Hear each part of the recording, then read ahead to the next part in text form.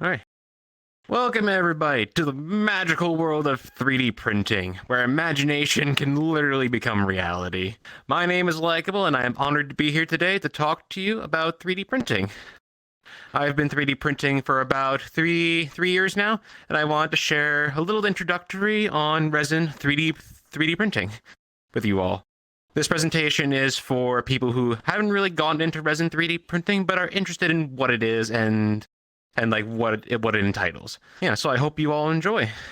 So the first thing I want to go over first, before anything, is that 3D printing is a hobby, not an appliance. And what I mean by that, 3D printing is not like a microwave or a regular paper printer.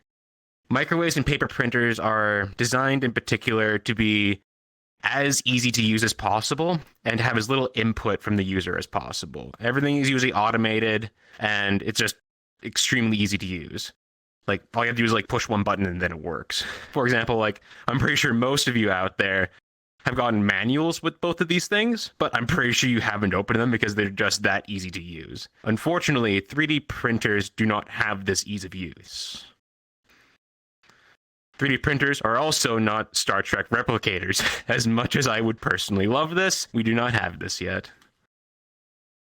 Yeah, to put it simply, 3D printers are just not user-friendly machines. They require a lot of hard work and time investment in order to understand how they work and to get comfortable to work with. And a lot can go wrong with 3D printing, from plastic balls of death, to the resin spills, failed prints and such, and then you have like the occasional like failed print after like 15 hours kind of deal. And then if something catastrophic does go wrong, you're going to have to be prepared to roll up your sleeves and get your hands dirty. And I won't sugarcoat 3D printing. It is a hobby. Whether it's for small models for your next D&D session, or to complicated print-in-place mechanical devices, 3D printing does require a lot of work to get the results you're looking for. I've been 3D printing for a long time now, and I still feel like I have a lot to learn. And yeah, sometimes it can be frustrating. But if you can push past all of these challenges that 3D printing has to offer, your patience will be rewarded with an absolutely amazing tool to create amazing things. Alright, so what is 3D printing first of all? To put it very simply, it's basically taking a 3D model, digital model, like the Spyro here, and then converting it into a physical form. And there's two main ways to achieve this on the market today. You have resin printers and FDM printers. And so this presentation is mostly going to be going over resin 3D printing, but I want to make sure that you know your options when it comes to 3D printing in general. Because, hey, maybe you don't want to deal with the mess that resin printers tend to make, and you just prefer something that you can just hit print and then really just take it off the build plate and start using it. All right. So, what options do you have when it comes to 3D printing? Well, there are two common methods of type. Yeah, there are two printer types on the market today. You have resin printers and FDM printers. FDM printers, or filament printers, are amazingly versatile machines. If you can learn how to make these work for you, you can definitely make some amazing things with them. The way they work is by taking spools of plastic, and it gets melted through a hot end. And by using commands called G-code, it moves the print head around and then builds up the print over time. FDM printers, though, can be very technical and do require a lot of research and testing in order to get the prints to look good. So I recommend this if you are the kind of person who loves to tinker with things, for sure. And the one thing I really find amazing about FDM printers in particular is the many kinds of materials you can use, from ABS to PLA, nylon, flexibles, and even some really cool exotic materials like wood here, for example. And something else you may not have expected FDM printers to do is 3D print chocolate. Yes, you could 3D print chocolate if you ever wanted to. Imagine, one day, you could 3D print your friends. and then eat them. A very tasty idea indeed. But yeah, while FDM printers cannot really get the quality of a resin 3D printer, as you can see here with a few examples I do have, you can get some absolutely amazing results with these printers. All right, next up we have the one we're all here for, the resin printers. Resin printers are very different in how they operate because instead of using filaments and heat, FDM printers use resin and light in order to make their prints. A resin printer uses something called a liquid photosensitive polymer, or more commonly known as resin. This resin then gets exposed to UV light, which then causes the resin to harden into plastics. Resin printers are very good at making models that have a lot of details, like scales and feathers, for example.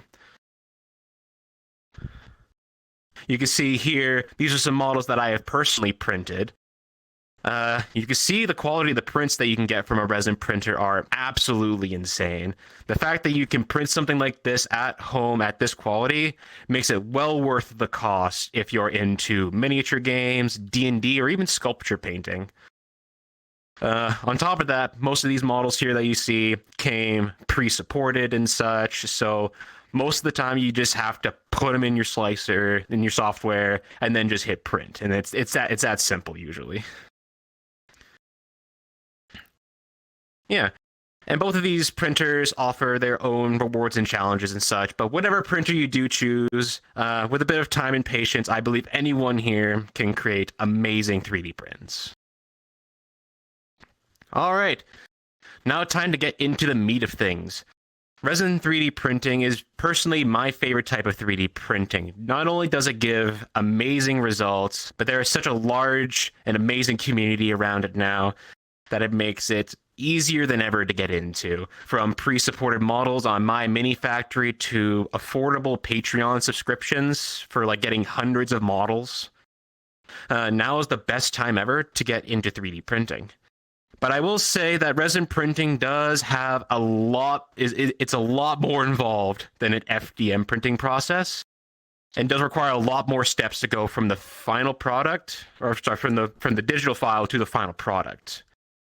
And the reason why it's more involved is one simple but extremely important fact about resin printing. Resin is toxic. Resin is a toxic hazard both to yourself and the environment. I wanted to talk about this first because I believe I have a responsibility as someone who uses a resin 3D printer to make sure you all know what you're getting yourselves into when it comes to resin printing, so that you know how to properly protect yourselves when you do get one. You should treat liquid resin and resin dust like any other dangerous chemical you may find around your house, and should be handled with respect at all times. Trust me when I say, you do not want to get this stuff in your eyes or on your skin. Resin will not hesitate to put you in the hospital if you are not careful with it. Resin is also very dangerous to the environment, especially aquatic life. And yeah, and considering we're underwater right now, we definitely don't want to be huffing resin right now. It must be disposed of safely.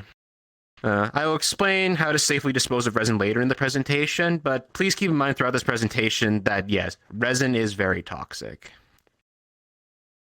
So what can we do to protect ourselves without having to go and resort to buying full hazmat suits? Well, the bare minimum you need to ensure that you are as safe as you possibly can be is some nitrile disposable gloves, some protective glasses or face shield, and a face mask. This will ensure that when you're working with resin that none of it gets on your face or your lovely beans. And then a little asterisk here as well. Make sure when you're buying disposable gloves not to buy latex. Resin literally just dissolves latex. It's the most horrible thing ever. So do not buy latex, buy nitrile. And then along with the safety equipment and such, I highly recommend having your resin printer setup in a well-ventilated area, such as a garage, for example. But if you're like me and live in the cold Canadian north, you may need to improvise and vent the fumes out of the room. As you can see here, here's some examples that I've done personally. I made literally like a box and put it around my 3D printer and then just have like a hose with a fan going out the window. My current setup now has a range hood over top of the 3D printer, so now I can just vent all the fumes out right above it. All right. So what do I personally use then when it comes to my own safety and everything like that? Well, I always cover up my eyes, so some safety glasses or a face shield is always a must. I use a respirator because sometimes the fumes from resin can be a little bit much, especially when it comes to isopropyl alcohol, which I will discuss later. I use rubber gloves to handle most tasks that don't need much precision, and then they're reusable as well. And then nitrile gloves for anything that needs a little bit of extra precision and dexterity. And again, not latex, nitrile. And then finally, I have a lab jacket, both to protect my arms from being splashed with resin, to protect my clothing, and also to make me feel really cool. Because come on, you cannot feel cool if you're wearing a lab jacket. All right, so now that I've all properly scared you, it is now time to get into the fun stuff. So here are 4 of the basic components of a resin 3D printer. You have the resin vat, the build plate, the UV lid, and then the printer itself. All of these make up your basic resin printers on the market today. And all of them are very important to ensure that you have the best prints possible. Yeah. And so here are some common consumables that you will have to get and consider when you get a 3D printer and such. You have things like paper towels for cleanup, the nitrile gloves, resin strainers for filtering out your resin, face masks, the resin itself. And the most important consumable you'll need is alcohol. Oh, wait, no, sorry, no, not that alcohol. This alcohol. Yes, I'm talking about IPA, or isopropyl alcohol, silly me. Also known as rubbing alcohol. This is used to clean our prints. You can usually find this basically at any pharmaceutical section of your store. I definitely recommend going with a 99% concentration for the best results. All right, and then some uncommon consumables that many people don't really tend to mention. Is the FEP film, the screen protector, and then the screen itself. The FEP is basically what sits on the bottom of your vat, and is important because it protects, basically contains the resin in the vat and also allows light to come through from the screen below it. And over time, it can become scratchy and cloudy, so that's most of the time, like I would say every few months, you would have to change it out. And the reason why the screen is a consumable is because over time, because it's being hit by a bunch of very strong UV light from underneath, it will degrade to the screen over time, and the pixels can become unresponsive or just degrade. The screen can also become scratched or cracked and such. And so, while most of you may never need to replace the screen, it is something important to keep in mind. And finally, the screen protector. This is very important to avoid headaches like this in the picture, where there was a hole in the FEP and it wound up leaking onto the screen, and now the resin is cured to the screen. 9 times out of 10, in this situation, you will have to replace the screen. So do yourself a favor, buy a screen protector for your printer, and then this is completely avoidable. And then here are some tools that I personally use when I 3D print. While not all of them are absolutely necessary, it will make your experience with resin 3D printing much easier. You can see like rubber gloves, UV flashlights, silicone mats are important to sort of make sure your station stays nice and clean and everything like that there. A heat gun or hair dryer is also really nice to have.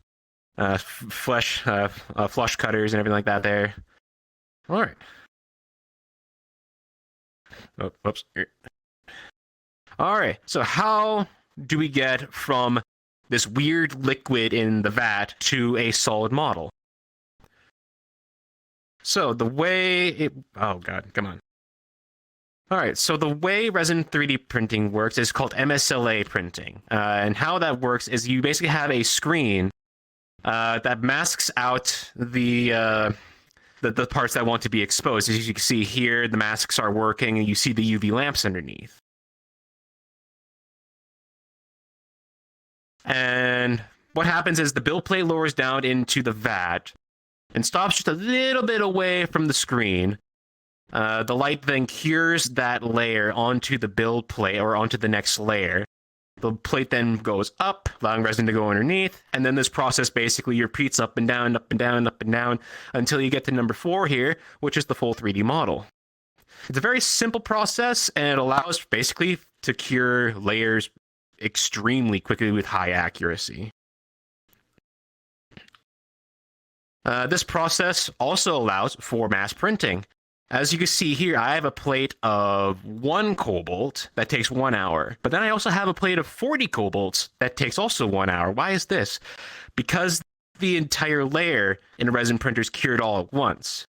So because of that, it literally takes like no time at all to print like 1 model or 40 models. So yeah, it makes it very easy to print en masse.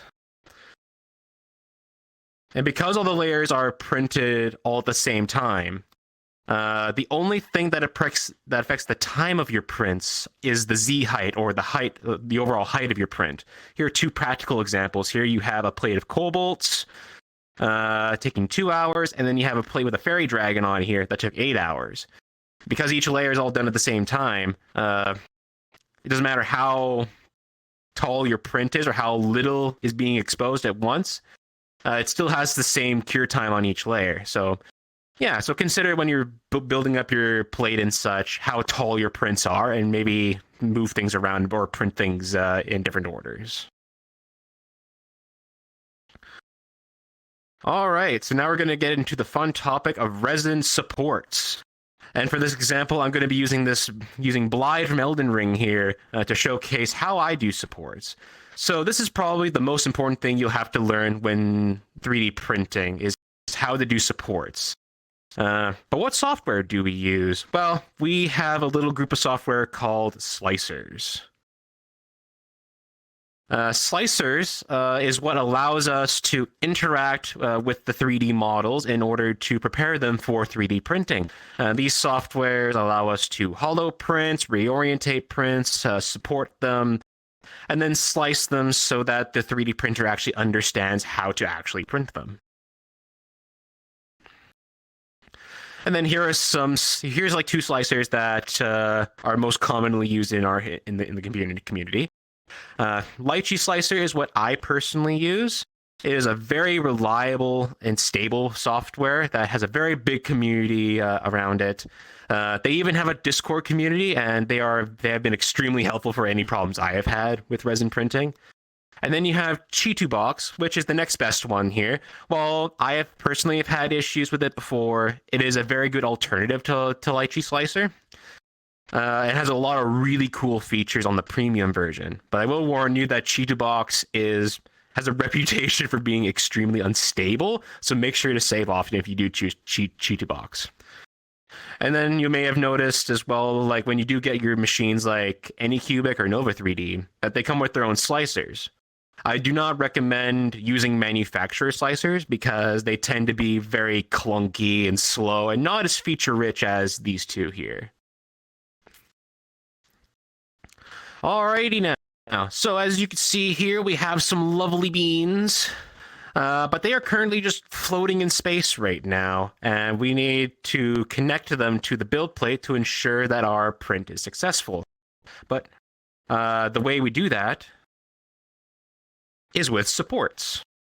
We have light supports, medium supports, and heavy supports. This is where a lot of learning in resin printing comes into play. If you can master where to put these supports, you could basically print anything. Before we get into that, though, we're going to have to go over some very simple concepts when it comes to supports. The first is orientation. You want to orientate your model so that the most important parts are facing upwards. In this case, we want Blythe's muzzle to be facing upwards. If we had it facing downwards, as you can see here, we would have to put supports onto his face. This can cause damage and make our prints actually look a lot worse because you'll have like little divots everywhere. If we have Blide upright like this, it will allow us to put supports into places that would otherwise not be seen and give us a much cleaner result. Once you learn how to orientate your prints, immediately your prints will look a lot better. And then next up, we have islands, overhangs, and hollowing. Islands are parts of the models that are not attached to anything. So you can see, so they're basically just like floating in space, like islands, basically. You can see in one of the images here that the beans are not attached to the leg at all. If we did nothing to these beans, they would end up printing flat. And we don't want flat beans, so it's very good to support them. Overhangs are areas that have steep angles to them. While still attached to the main model, overhangs can be very delicate and can deform very easily. So we usually want to put supports in these areas to ensure that they print properly. And then finally, hollowing. Hollowing is very important because it's just an extremely valuable tool to both save on resin because you're hollowing out your print, and it also gives a smaller cross section for the printer to actually print the model, so it doesn't actually cause as much damage to the FEP film and such, and actually that makes our machine last longer, basically. So it's always good to consider hollowing out your print as often as you can. All right. Oh, come on. Oh, good. Why is my thing not working? Sorry. Very sorry. I don't know why my thing is not working. All right, so heavy supports. So these are going to be the foundation of our print. We want these to be on the bottom of any of our prints and such, usually in places where we don't want them to be damaged at all. Come on. I do not know why my thing is not working right now. And sorry. All right. There we go. So yeah, so basically we just want them being supported from the bottom because these are our foundation for our prints. So we want to make sure that they are solid and that they are working properly, because if these fail, then the entire print fails. Next up is our medium supports. These allow us to support smaller islands on our print, so that shoot. Sorry. My notes here are all frozen. I'm very sorry. I'm trying to remember everything now. Here. 1 second here.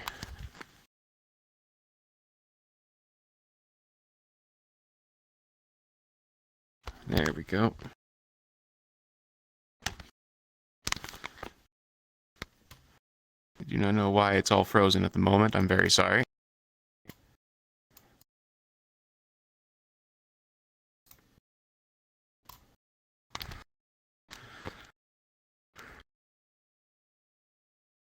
All right. Very sorry about this, folks. 1 second here. Just having some technical difficulties.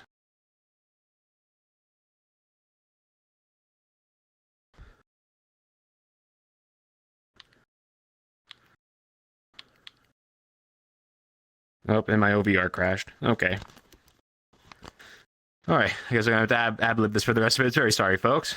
All right. So yeah, so medium supports. Basically, these are meant to support smaller islands and such, so that they can connect it to the main model. As you can see here with the claws, they tend to be a little bit smaller, so we don't need large supports for them, but they are very handy for these smaller islands.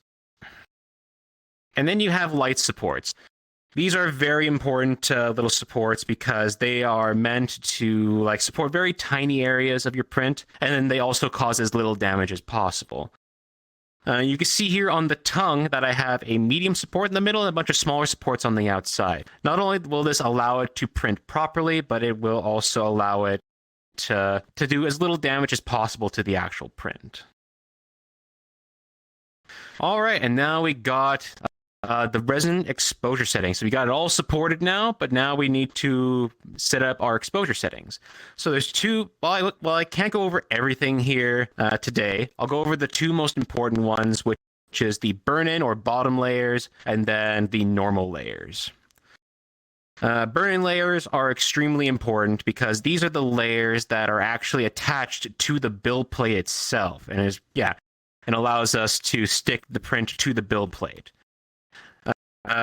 Usually you want to overexpose these a lot in order to ensure that they actually stick to the actual build plate.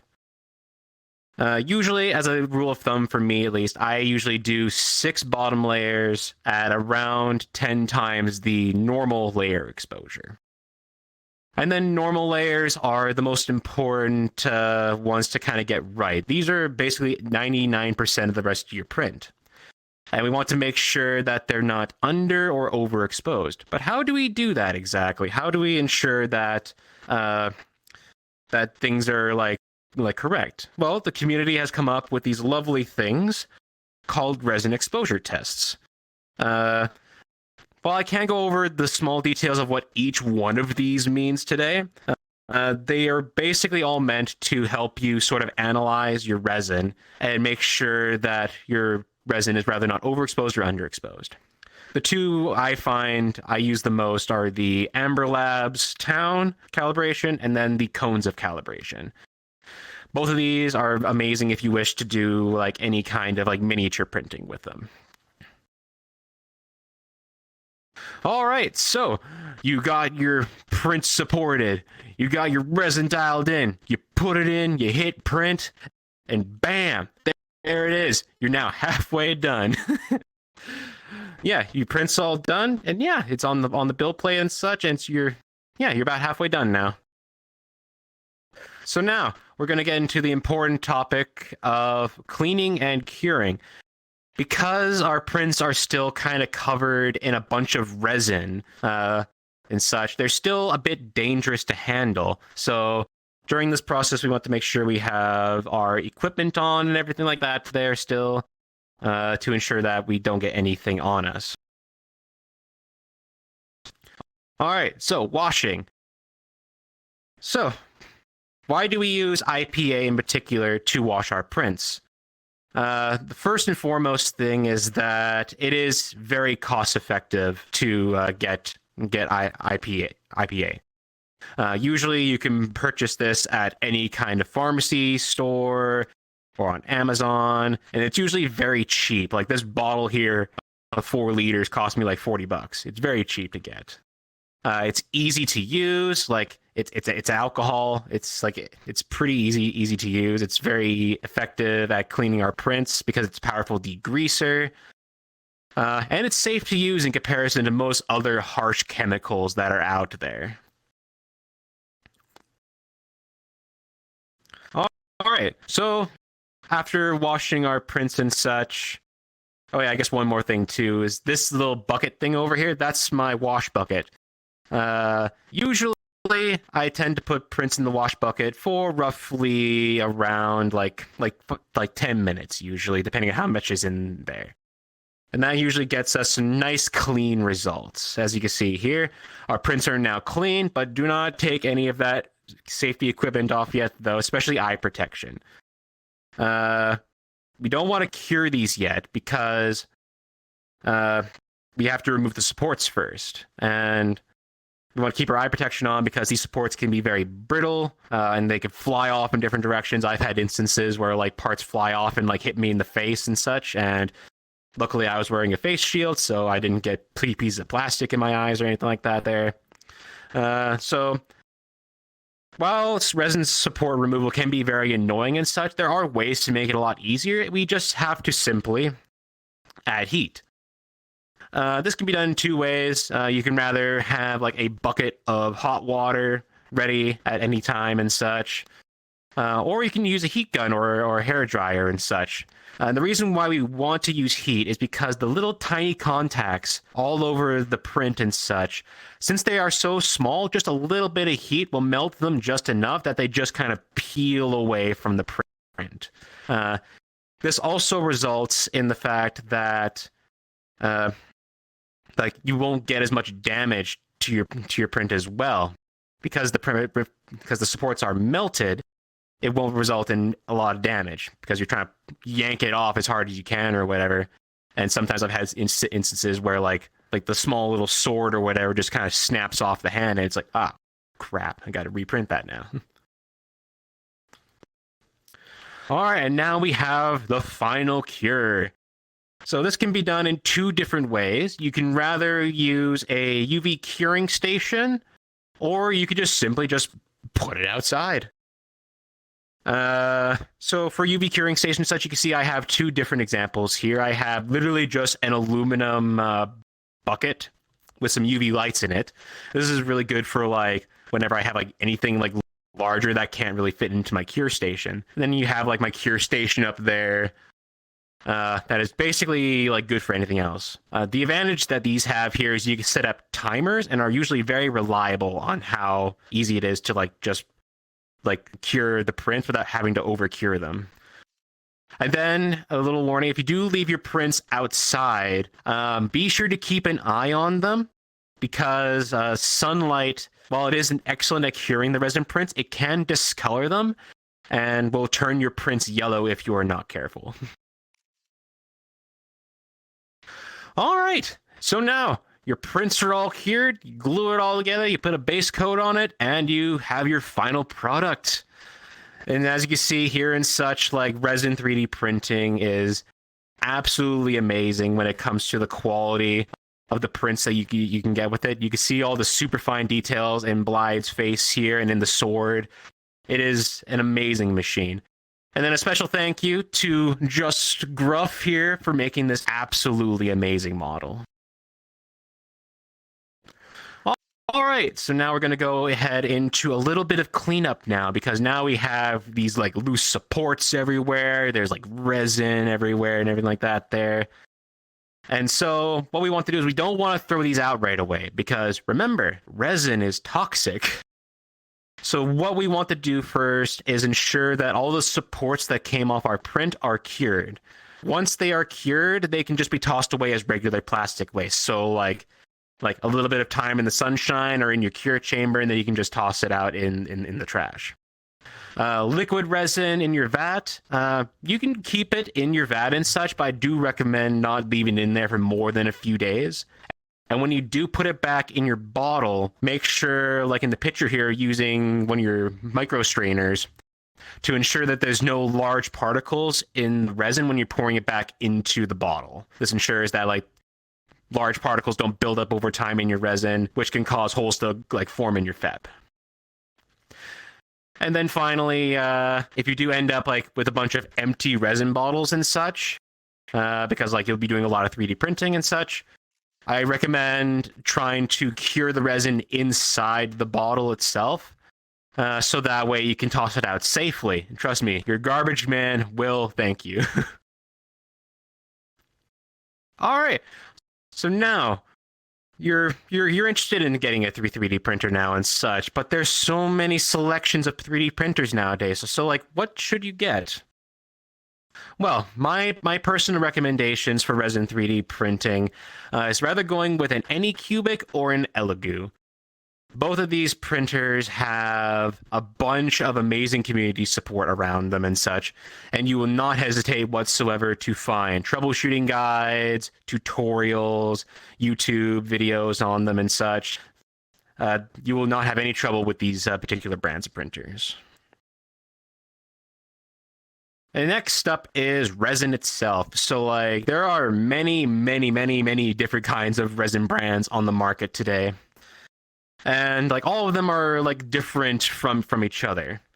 As a beginner, some key words I would look for when trying to purchase resin are fast, standard, or ABS-like. These particular keywords tend to be very easy to use resins and tend to be a bit more user-friendly in comparison to some of the more advanced resins that you can find on the market nowadays. I personally use the Furality resins because they give me very reliable results and also have very good quality to them. And a little bit of a extra bonus for you. Furality actually offers a special resin called Tenacious, which is a flexible resin. And if you're like me and print Warhammer or like mini wargaming or D&D minis all the time, getting a bottle of that and then like mixing it into any of these resins here will make your prints physically very stronger. So yeah, I recommend maybe getting like a bottle of Tenacious for anyone personally. All right.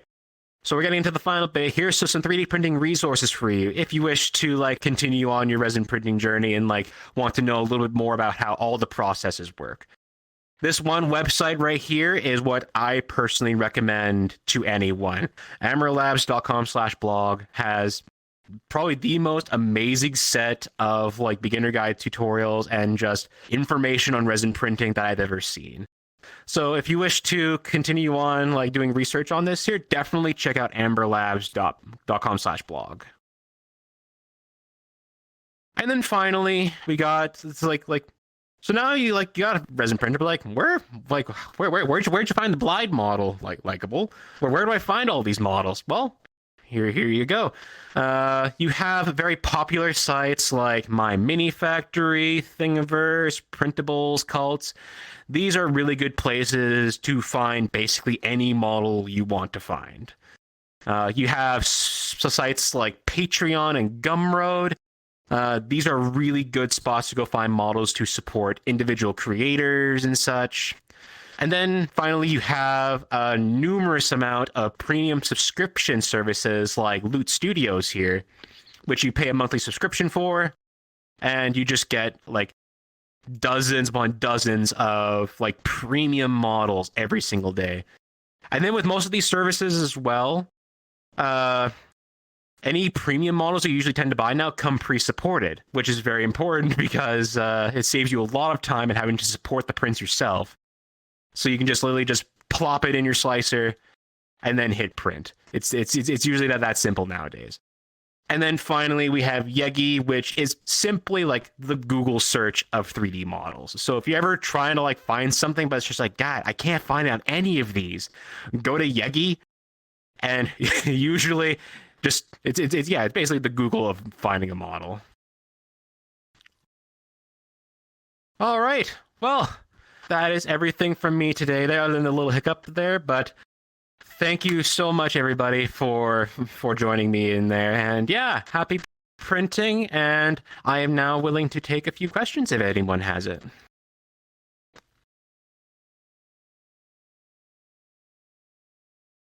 Hello.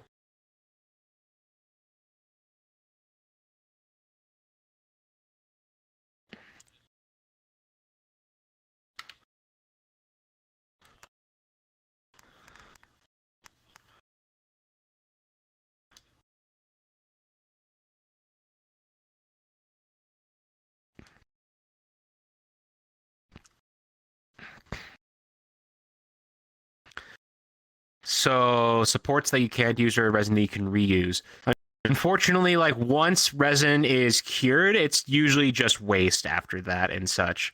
There are some examples in the community that have used resin supports to say like help clean their resin vats and such, like using basically like resin supports. You put them in the vat, you hit like a clean cycle on some printers now, like cures all the bottom layer. You literally just peel it up in case you have like a failed print or something like that there.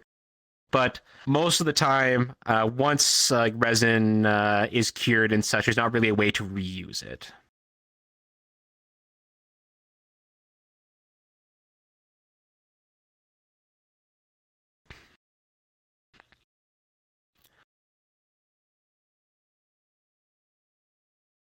I have not tried any of the plant-based resins yet, unfortunately. I've heard a lot about them and such, and I really do wish to try them. At some point, I'll have to try and like find me a bit of a batch to try, because like something I recommend for everyone is such, like once you do find a resin that you love, like I love Furality and such. Usually you just stick with that one resin, but it's always good to like branch out and definitely try out new ones. And so at some point, yes, I will try out the plant-based ones.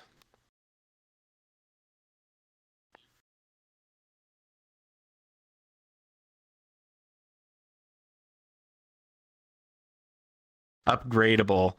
Unfortunately, like once you buy a resin printer, you're kind of just stuck with what you got, unfortunately, because of how resin printing works and such in comparison to FDM printing. Like FDM printers, you can upgrade that to like insane degrees. Well, resin printer, like all you can really do is like put a new screen on it, and even then, like you have to buy a specific screen for every kind of printer. So yeah, so unfortunately, like resin 3D printers are definitely not upgradable. So once you buy a 3D printer, you're kind of just stuck with what you got. So it's very important to kind of consider what kind of 3D printer you're wanting and like how like your use case kind of deal. So like if you're going to be printing a lot of big models like me, like you can see in this picture here, like with the Dragon and the Blind model, you would want something with a bigger build plate and such. But if you're printing like a bunch of small D&D minis and such, then maybe you could save some money and go with a little bit of a smaller printer. But yeah, unfortunately, yeah, the printers are not upgradable, unfortunately. Okay, thank you.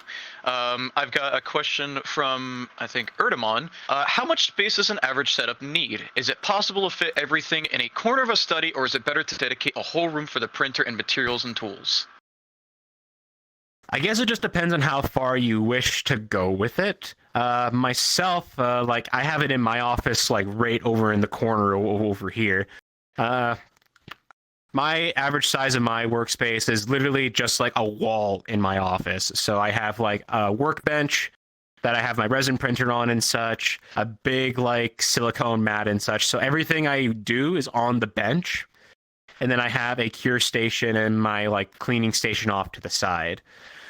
It really just depends like how much space you want to dedicate to it, really. Like I personally recommend having a dedicated space for it, because earlier I said like the fumes and like especially alcohol fumes can be very like not healthy for you. So it's best to have a dedicated space for it. But if you can't, usually you can just buy like a workbench and then have it work in the workbench itself. It just depends on how organized you are.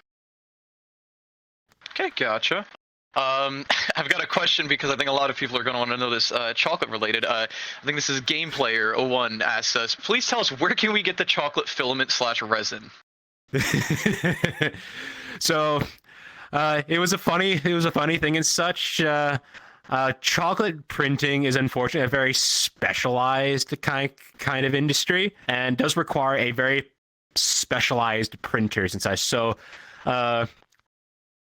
while like regular like consumer printers like can do like plastics and such like that, in order to actually print a chocolate model, you do need to buy a very specialized printer with specialized chocolate and such. So it's not exactly like obtainable by the ordinary person, which is unfortunate because I would like to like the 3D print some chocolate friends and everything like that there. But yeah, unfortunately, like it's not exactly a technology accessible to everyone, but it is out there. I've seen some kits that you can connect to FDM printers where it's like a little bit of a cup on top of a hot end, and it just melts the plastic through the hot end. It does require like way more setup and knowledge than that I have, unfortunately. But yeah, it is possible. I just unfortunately like it's a bit unobtainable for most people. Gotcha. Awesome, thank you. I got another question here. I got one from RubberTex Raccoon. What adhesives do you recommend using to adhere parts? And is there any chemicals that would be bad for resin, such as acetone? Okay, chemicals and such. So the amazing thing about resin printing and such is you don't need adhesives and such. Because the way resin sticks to the build plate is by suction. So when you overcure the prints for your first bottom layers, or your burn-in layers, as I was stating there, It basically creates sort of like a really strong suction cup to the build plate, and as long as you overexpose that bottom layer and get that right, it'll just stick to the build plate and it just won't move. So there's no need for adhesives to make sure that your print stays stuck to the build plate. And then in terms of chemicals and such, like I've heard people like using acetone to like smooth out resin prints and such. But in all honesty, like you do not need anything else other than like maybe a bit of sandpaper or the isopropyl alcohol to clean your prints. Because of the fact that like in comparison to FDM printing and such, the layer lines on a resin print are so minuscule, like 0.05 millimeters, in comparison to like the usual like 0.15 millimeters on an FDM printer, that you don't usually need to use acetone to smooth out your prints and everything like that there. All right. Gotcha. Thank you. Okay, let's see. So I got a question from Slidejana. Would you ever recommend using a bulk or off-brand resin brand if you need to be on a budget? Definitely. Yeah, if you are on a budget or whatever and such and don't really wish to spend like a whole bunch of money on like some premium resin brands like Ceratec, for example, like they're really good resins, but they can be very expensive at around like $40 a bottle. If you want to, you could definitely purchase like simpler brand resins and such. They just do require a slight bit more tuning, and also they may end up sometimes like not giving the absolute best qualities, because sometimes like the particles in certain cheaper resins can be bigger or inconsistent.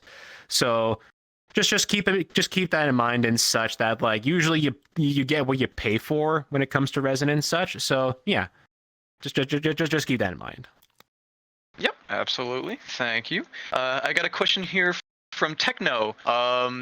Amazing panel. Is there a Discord server for furries who love 3D printing to interact and share tips and tricks? And regarding the curing process, do you have a recommended curing station that you've had a good experience with? Okay, so in terms of communities and such, I don't know of any direct, like, actual furry communities at the moment and such. The only communities I'm currently a part of right now is like one-page rules and such for like mini wargaming and such, and then that's really about it. I don't really participate in many other resin printing communities. Like I haven't found any furry related ones yet. And then in terms of the cure station that I use, I have the Anycubic Wash and Cure Station 2, I believe it is. Yeah, the Anycubic Wash and Cure Plus. It is extremely reliable and such, and I've had a lot of success with it and such. But I think especially from Elegoo and Anycubic, you can buy any one of those from those particular brands, and they'll work absolutely fine. Cool, thank you. And I think this might be our last question here, as we're coming up, on about our end here. I've got a question from Doc Orso. For resin printing, after curing with the supports and all that extra stuff, is it possible to melt them back down into liquid resin to be reused? Unfortunately, no.